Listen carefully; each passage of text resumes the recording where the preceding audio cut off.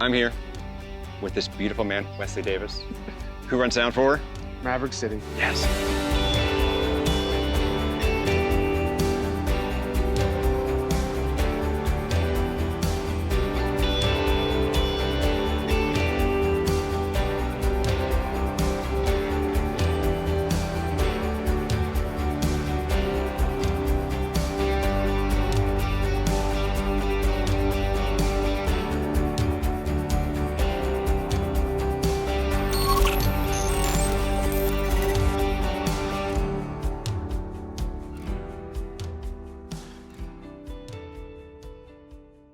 Yes, and we are in a different spot today.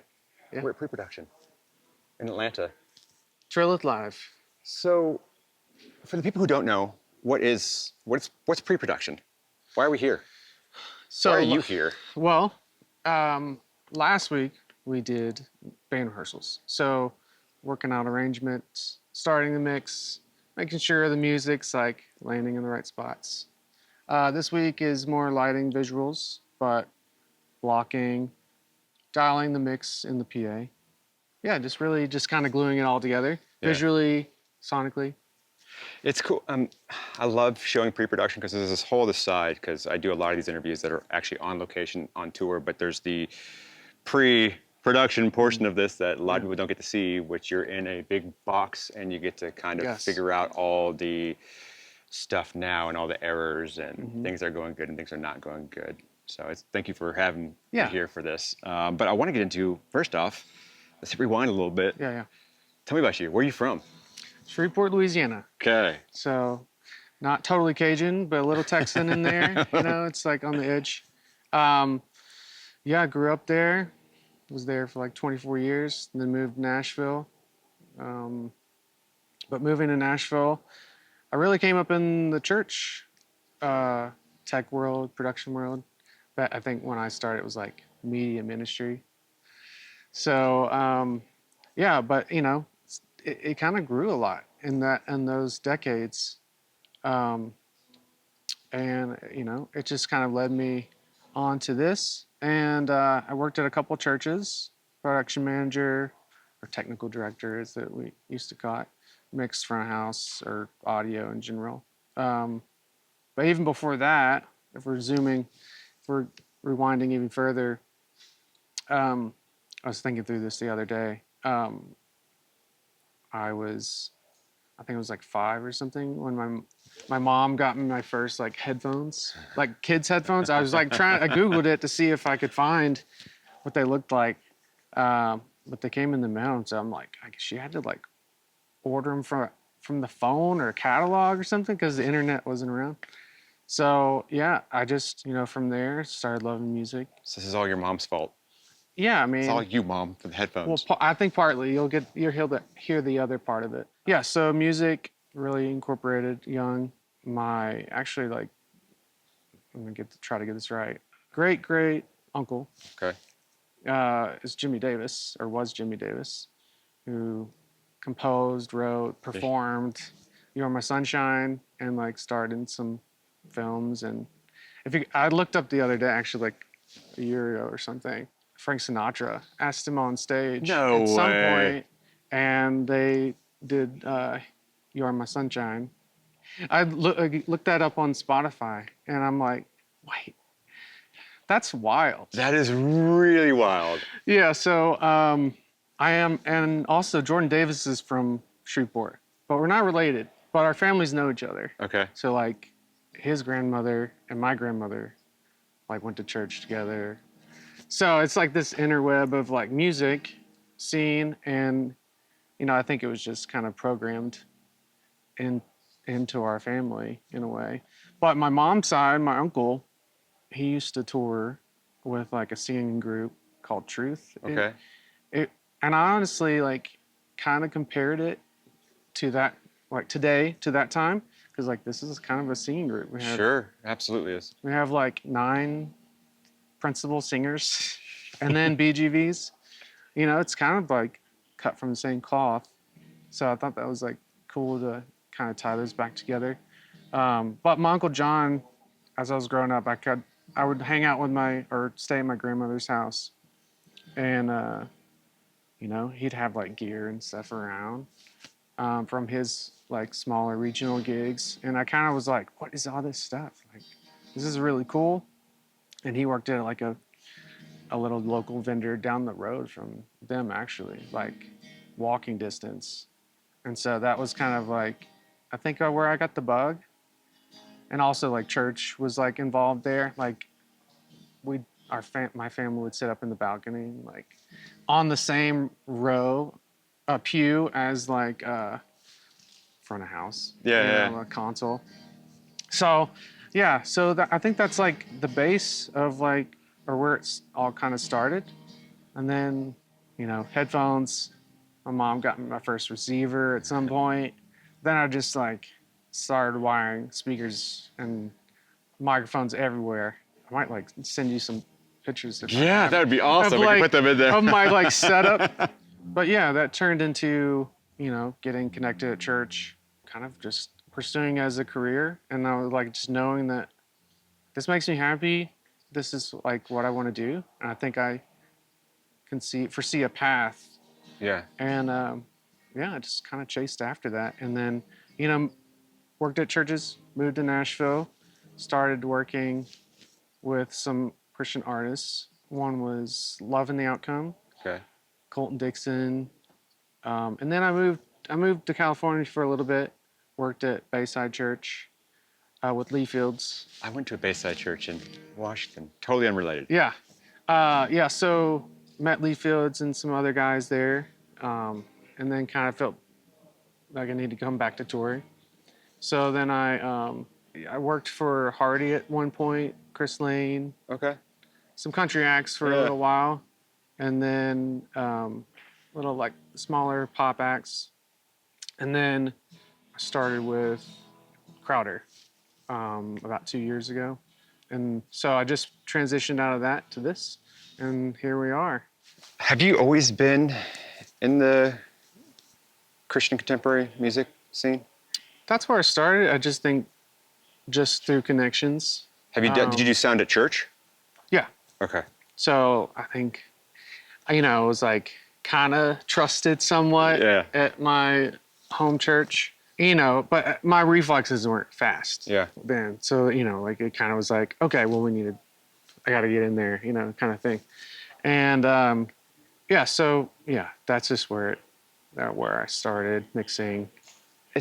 You're my first CCM one I've done, and I kind of grew up in this world as well as a pastor's kid and a missionary kid, and been the production director of my church. So I have a very soft spot in my heart for this world, and it seems like it's almost every church guy dreamed to maybe go on tour one day with a band. But the route seems to be you have to go to the, I want to say secular route, but you have to go through there to get to there.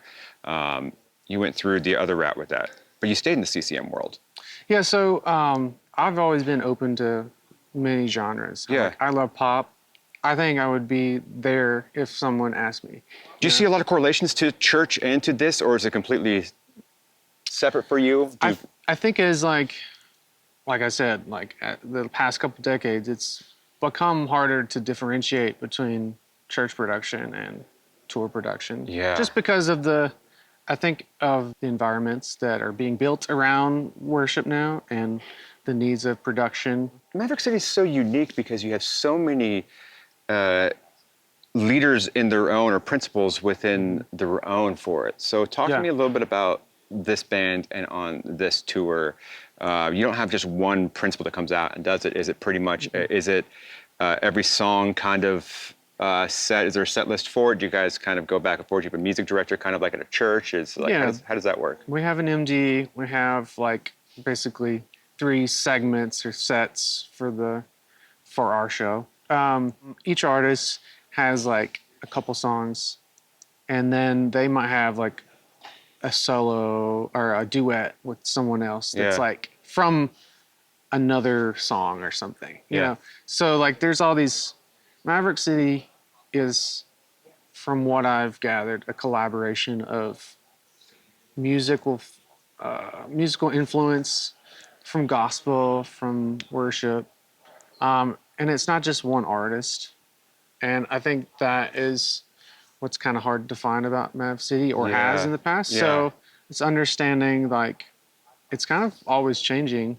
Yeah. And Tasha Cobb is here, and she's more gospel. But there's been a couple collabs, and it's more worship. And yeah, so each person kind of has a mini set, and they get to do their thing, and then they support the others when they're not like leading. So talk to me your approach for mixing something like that, because it's a different approach from mixing a regular band, because it's almost like a mini festival within itself in a way. With I'm sure you've got some fixed back musicians there, but Yeah. I would look at it like it's almost like a gospel band, pop gospel band, because you have drums, moog, bass, keys with an interface like main stage or something like that, and then you got like 3 other synths and a B3 or C3, and then we have 1 electric. We don't have 2 electrics, which is a little different from Rock Band or something like that. Yeah. 3 BGVs. So there's a lot of vocal part going on. Everybody on stage the whole time for it, or do they rotate through? There are segments where not everyone is out. Okay. So like Chandler's set is kind of more his thing. Sure. And then if there is someone that is like featured on a song, they'll come out. But generally BGVs will be out the whole time. And then we do like a little segment on the floor. So a little bit more broken down, acoustic with a piano show. I think it's over there. Yeah, so the approach is kind of, I think you just, when someone's not leading, like in the lead vocal bus, then they're just like, everyone's in a BGV group. It's just like, I'm getting them out of the middle, making it big, but yet like clearly delivering whoever's singing or leading that song. I'm sure with artists, especially this caliber, they're pretty good at knowing when to back off and when to take that step forward as well. But I mean, I can't imagine having this many talented musicians here and being able to mix all of them. I mean, that's like very special, man. Yeah, I think because I've done a couple other tours, like Tasha was on another tour, so I've kind of gotten familiar with her music, and then obviously Mav, I've done other stuff with. So kind of knowing each person's like catalog has kind of helped me like know when to push, or like know when to expect them to step out or do a little extra if we go off of tracks. If we get away from tracks, then it's, I kind of can gauge what they're going to do. Sure. And which that just turns into like worship service. I appreciate that, because I feel like at least a lot of these interviews I've done, it's very structured into time code cues, the lights cues, the pyro cues, everything. We're so structured into walking out this exact set list. And worship musicians typically are very used to that space and handling that space and going in and out of different songs for that. Whereas I think other musicians aren't as used to that, and it's worship for it. So talk to me a little bit about the difference between are people who want to get into the CCM and break into kind of this world, do they need to be in the Christian market to be able to go over to here? Do you feel like this is a necessity, or do you feel like... I think anyone can mix anything, Yeah. I think if you know your craft, then you can go anywhere, And if you like this, the Christian market is very specific, and it's kind of more of a mindset of like, this is the group of people I'm coming into. This is like what their expectation is. And again, anyone's able to mix this. Like, I'm sure that there are a couple that I can name that could do a better job.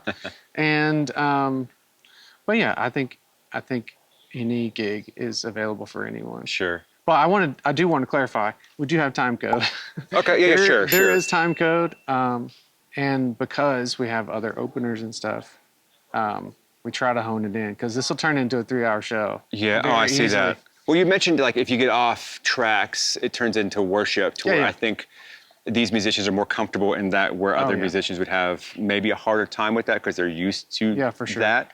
Yeah, I do think that a lot of these guys coming from either like a pop or gospel background, they have like these crazy abilities to play whatever, and it just sounds beautiful. And they're just calling numbers, Yeah. and in that moment, even like they kind of know where they're going without knowing. Yeah. But yeah, there'll probably be a couple times during the show where they just cut the track and we're just kind of they're just Free-flowing. going off of whatever, free flowing as you Yeah. would say. Yeah. Yeah. Talk to me about how you create space for dynamics in this. With this type of band, and even some of the songs, Gyra and different, there's a lot of build up and a lot of bringing it back down. Yeah. How do you, other than just pure volume, how do you create that space? I mean, this show stays loud a lot because it's just like we're going there to 11 a lot. But I would say I think the music does a good ebb and flow of like up and down. But I would say processing wise, I kind of like sidechain things so it doesn't just build up because some artist tracks are like kind of different and more full and brighter or whatever. So I'm kind of trying to balance the sources or like tracks versus like melodic instruments. So it really just kind of comes down to what's the difference between these sources, and then okay, like I'm probably pushing into piano on this song. So there's not, I really kind of just live in the middle in this group section and just mix stems and make sure that nothing's like conflicting and Sure. and it's being delivered clearly and dynamically. But sometimes it's just like it's a brick wall, like it's hitting Let's it's go, a baby. wall of sound. So and the artists really get into it, and Yeah. I feel like once the first show we're going to understand the energy and how much I'm going to need to push it further or dial it back. So how many inputs for this one? it's two SD racks and they're pretty much full. Let's see. Or at least mixable inputs? We're over 100 for sure. Okay. For drums, triggers and drums? I have triggers for gates. Okay. So I'll have kick, snare 1, snare 2, and 3 toms. And I actually make my own triggers. I should have like had one, but I just Oh, we're gonna I have to kind go of see base them off of this one cheap one that you can buy online that most people stick on the side of the Yeah, the shell. little radio ones? It's the Or Pentec. okay.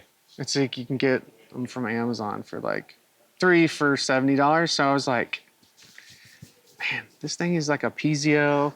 So I just buy like a bag of 10 from Amazon, get an XLR connector, solder that thing, and then 1-inch heat shrink, and it's just like boom, maybe like $1. And if it breaks, because those solder points on the piezos Sure. generally break on any of those that are that type. Yeah. So I'm like, why spend $30 when I can just make this or repair it? Speaking of drums, one of the most noticeable things about drums in this category are gospel drums. This is the drum sound for that. What's your trick to getting that gospel drum sound? I think first of all, it's the source and the drummer. The choice of shells. I think gospel drummers or certain genre drummers, they kind of tend to go towards smaller tom 1 and 2, and then 16-inch floor. Yeah. Snare 1 is a higher pitch snare, kind of just by default, and then snare 2 is that lower kind of worship snare. So he's actually playing snare 2 probably more often than 1. So we might switch those. We'll see. But we just got 2 set up. So, but yeah, I think the sound is kind of specific to the player, and there's a clap stack. But I don't necessarily know anyone else that's using clap stack. Maybe Rock. Does Rock use clap stacks? A little bit. It's more of like Yeah. a bell or something. Yeah. Right? So for this, you said tracks, correct? Yeah. Okay. How many musicians are on? We have 1, 2, 3, 4, 5, 6, 7. And how many singers? We have 9 Principal? mains, Yeah. and then 3 BGVs. So we have a lot. That's a lot of Of- singers. A lot of RF, and yeah, that part has been. I think we're gonna have a little bit of trouble wirelessly, so we switched some of the wireless packs to wired. Okay. But maybe, like if we would have had the new Shure stuff, it would have been a plug. It's actually out now, so I we can know. actually talk about it. Waves? Yes, no? Yes, waves. I contrast a little bit to David Loy. Yeah. Shout out. Love you, Dave. Yeah, so I've primarily been heavy on waves, but recently I've been kind of exploring Live Professor and other VSTs, kind of homegrown systems. I use the DAD Core 256. I haven't tried the Fourier yet. I'm curious, but I like the idea of, Waves has a lot of stuff, and Yeah, it does. and I could definitely mix a whole show. But I'm just exploring new things. I think for me, it's always a learning process of like, what's the next new thing, or like, maybe like in the next couple of years, like more AI plugins. And yeah, I'm always looking for some new thing and just always trying to grow and learn new technology and just push the limits to Yeah. see. It's kind of a dangerous game to play, but I'm willing to take risk if we're learning new things, and it's going to make. So with pushing those limits and with trying new things, do you ever take a step back and hit reset and zero it out, or do you kind of just keep building upon what you've done? I mean, I would say that, yeah, I think it's good to reset, because Yeah. I'll dig myself in a hole, and I'm like, if I just turn it off, I'm like, dang, what did I do? So yeah, I think like the other day I was working on the snare and I was trying different things. And I was like, okay, well, turn it off. Okay, well, I obviously went too far. Let's go back and try it again. Just move like a transient designer, like transgressor. Yeah. You can EQ the attack separate from the sustain. Yeah. So it's like, it could get really squirrely if it's not the right EQ Well, and adding a choices. bunch of plugins too, you can really quickly get in the weeds if you're not Yes. even careful with like gain staging with that. Right. And I've done it before to where I just add a bunch of stuff because I can, and it's Yeah. hard with waves, especially as a new front of house engineer. It's like, Yeah. at what point is it too far? And then you're just like, okay, I'm way beyond, and I just need to wipe it. And I think that one of my buddies has said, and will always say to younger engineers, like, learn the tools, which I totally agree with. Learn how to process things on the desk first. Yeah. Understand like the fundamentals. And, I think everyone's would say and preach this. And then, if you're gonna approach plugins, have an idea of what they're doing, and then approach them. Like, there's like PSE actually, if you read the manual, there's like some wizardry that you can do with the side chain, that it's not apparent because it doesn't change the labels. So like reading the manual and kind of understanding, maybe if you're not from a studio or analog background, Yeah. like, okay, what was this modeled after? Like, I actually kind of wish that I had more background in that, because I didn't come from studio world, but everything that we apply live has been from that world. And, just like Shadow Hill's compressor, there's 2 different models because they were made with different transformers. And so like understanding why, like, that might sound different, even if it's like the subtlest thing, but it might soft clip differently. It has like different color, but understanding what that one thing that even just like dropping it in the chain might change the sound and why, Yeah. and understanding consequences of possibly adding plugins that Yeah. create more delay or latency.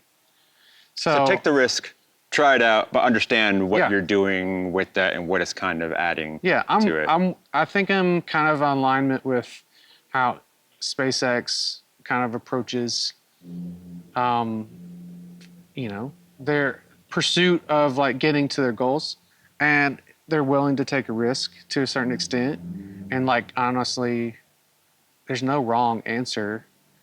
Like not trying is the wrong answer. Yeah. So not learning the tools, on a basic level is also, probably the first place to start. What do you think is one of the biggest mistakes that people make in this CCM world that you see in terms of maybe mixing for it, that they're used to mixing with a different style, maybe be rock, maybe pop, and now this is a whole different category of people that you're kind of mixing to? Or was something that was hard for you to kind of adjust to? I feel like I have this like hybrid of, worship or CCM music's kind of like that huge snare. It's really beefy. I'm kind of like the in-between. I kind of like more of a pop sound. So it's kind of this kind of understanding, like listen to the music is like really a great place to start. And, obviously, you're gonna hear a record or, a song, and it's gonna be like replace drums and like these very, surgical samples or stuff, and it's not gonna be, you're not gonna necessarily get that live in a perfect world. Yeah. And just understanding how to carve that or shape it to that genre, and leaving the space, maybe for more keys or more snare, and maybe it's for kick and worship. It's not diamond that high end on it where it's like rock and it's like chirping. Well, not chirping, but it's a really articulated and metal rock world. And it's really just going back, listening to the music, and kind of knowing how to apply the tools. Understand the music, understand the artist, understand your people you're playing it to as well. Yeah, and a lot of times, and a lot of people say this, and I agree, it's like, just go listen to the source, like with your ears. And I fall to this, or I make this mistake a lot because I'm like, I can fix it in plugins, which a lot of times I can, but it would probably be easier if I just go up there and spend some time with the musician. So I think in the church world, if we go back there, it's like maybe we're up against like not having great instrumentation or great players because we're like volunteer teams. And it's just, like you have to cultivate that and invest time. And it's hard when you're just kind of like there parts of the week. Yeah. And you're not doing it professionally. And so it takes a lot.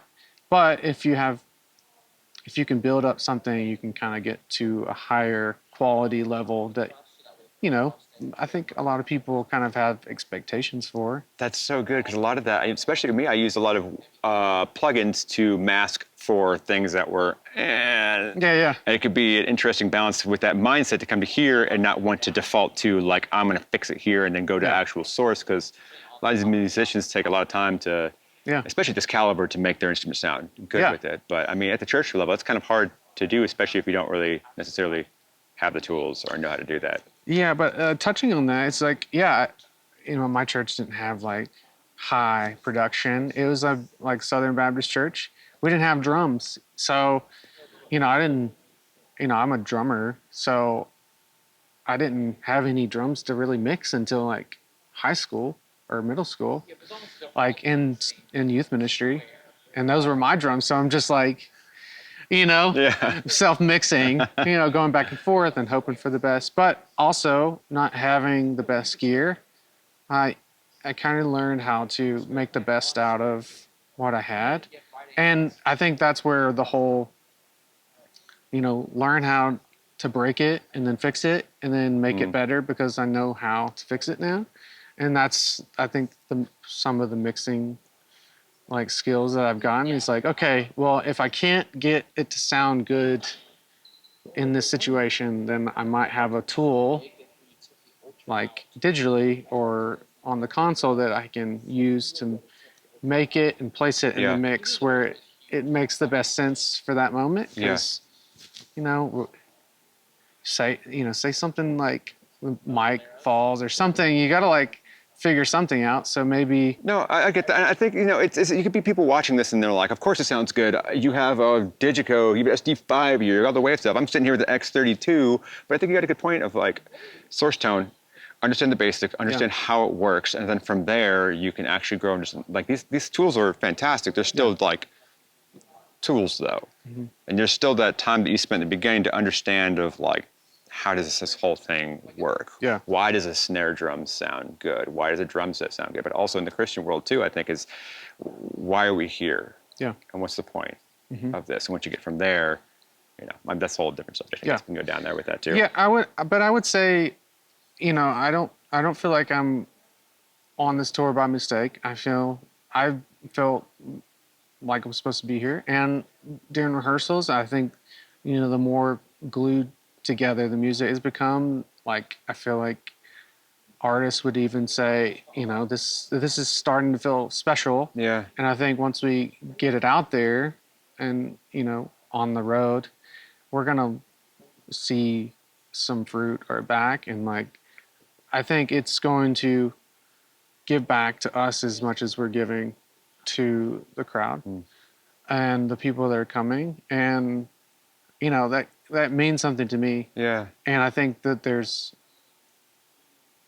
we could come in and do a tour. You could just be the guy that mixes front of house and not have like a feeling, because I feel like, at some point we're like, I got to make money. Yeah. I'm working, but really taking the time to like come in and like set your mind on why am I here? Like, let me engage with the music and the crowd. Like, my buddy Trey Smith, I toured with him one summer with Gabby Barrett when she was on tour with Thomas Rhett. And I always thought it was interesting what he did every night when he was mixing during the show.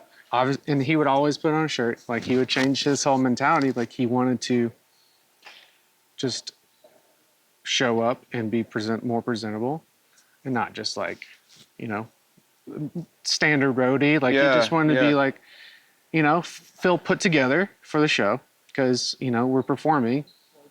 So his intention is like change clothes, you're presenting yourself. Yeah. And then also, I thought was cool was he's always like people watching. Cause like you're engaged, you're mixing for all these people. Yeah. So like take the time to connect, even if you can't directly connect with them. It's like, okay, well, are people liking it? Like, are people engaged? Like, is there anything I can do or my SE can do to help them out to enjoy the show more? Or like, is it just too loud? Or is it just, like there are all these questions that I think we can get numbed to if we're just kind of like coasting on a tour. Yeah. Which it happens like any job. I think we just lose focus a little bit and then redialing in like, nope, we're trying to be intentional here. Like, let's give the best energy and the best focus we can to really just make the best experience for people that are spending their money to come see a show and get connected, Yeah. For this tour, it's a little bit deeper than just going to a show, so I don't want to be hindering that by, my mix choice. Yeah. So it is important. And I think it's kind of like another weight to the expectation. It's like, yeah, we have to, nothing has to like feedback and like all these things, but also let's approach it to where it's like, okay, I don't know, I think I'm ranting. No. I love that because like a lot of shows are you want to give people an amazing experience, but this is like we want to give people an amazing experience, but we also want to touch their lives and make an impact into their lives. Yes. That's big. Yeah. And how do you as an engineer not stand in the way with that and also add to that and also be able to look around and feed off of people as well, not be a distraction to what they are trying to do ultimately. Yeah, and I think once we get to a special moment of like getting into the flow of things, like if we could have the mentality of like stepping back and then just all being a part of Yeah. this show, you know? If it's just that immersive, it would be so cool to see and to be a part of. What's the coolest new trick you've learned? Coolest new trick. There's a lot of plugins like via Live Professor that Okay. I'm playing around with. Like I think the trick is not to spend any more money on plugins because there's an email like every day that I feel like, oh, there's a discount or it's on sale. Uh-huh. I would say like there's some like multi-point dynamic EQs like Track Spacer, which is I found out has like been around for a long time or a couple years. I put it on the tracks bus, right? Okay. And then I sidechain the melodic instruments to it. So it gives me more.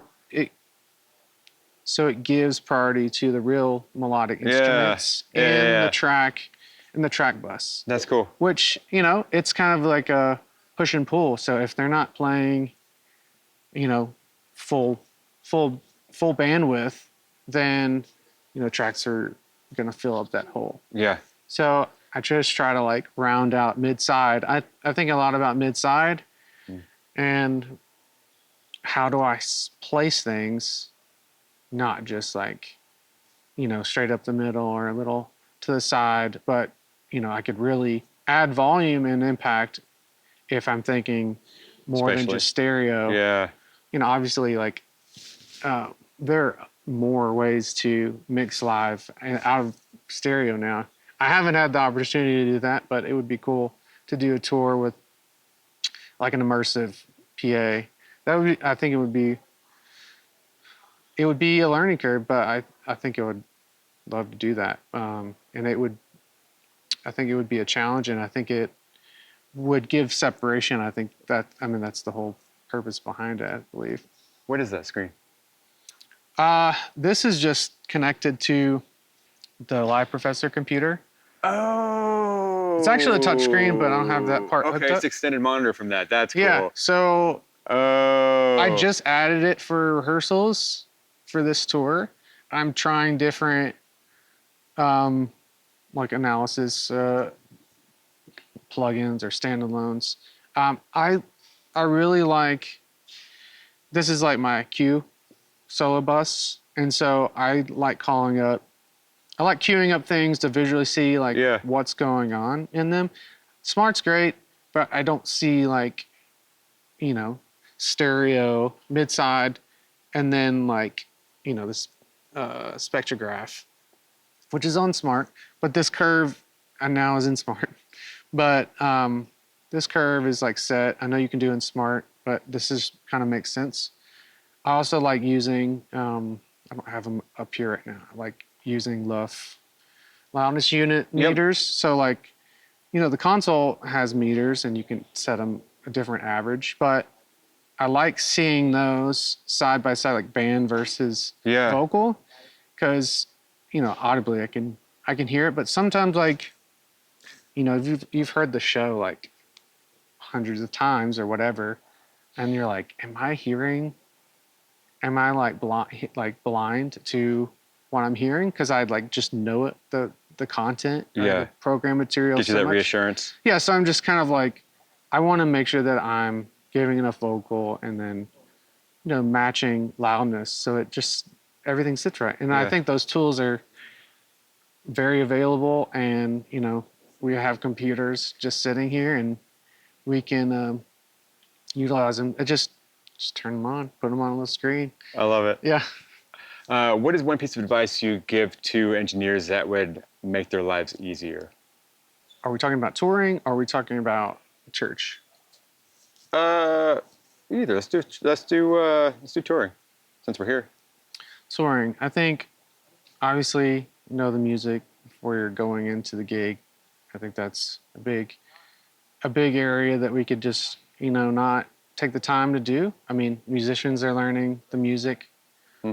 I mean, if you know what it sounds like, you're gonna get there faster with less plugins or whatever, because how it's supposed to sound and fit together. And I think that whoever you work for is going to be happy with the results. And so I think just do your homework, really. Just connect with the MD. Like if you have to do auto tune or whatever, like get the notation, like just be prepared, like come with a show file, like built, patched. I mean, preparation is key. Like I'm like type A, so my input lists are like formulated out. Like so I really like to dig into that. And that's like probably on this tour, it's probably been like months in the making of like, okay, well, we need to rent this, we need to rent that. Yeah. Like they own these desks, so like some supplementation. It's like, okay, well, that's gonna take time to go through the list of things. And I think also just be there. I think in the church or the touring side, be there to support. And I think I've been at fault for like trying to be bigger than I thought. And I think just we're there to be a family and a team. And I think learning that lesson early on is important, because you're representing the artists, and their whole business, and they're focused on one thing. Like as an engineer, yeah, we could go mix for someone else, but it's important for their art, that we represent them well, and just be a team player. So what advice would you give? I'm sure you've never been here before, but to those audio engineers, those guys at church that are just kind of burnt out right now. I mean, I worked at churches and I was burnt out. Yeah. Because, I think when I was at that point, I was like, man, I don't have any time. Like it's a week in and week out. Yeah. Like, and then I'm working during the week. It's like, there's no free time. I'm always asked to do this and that.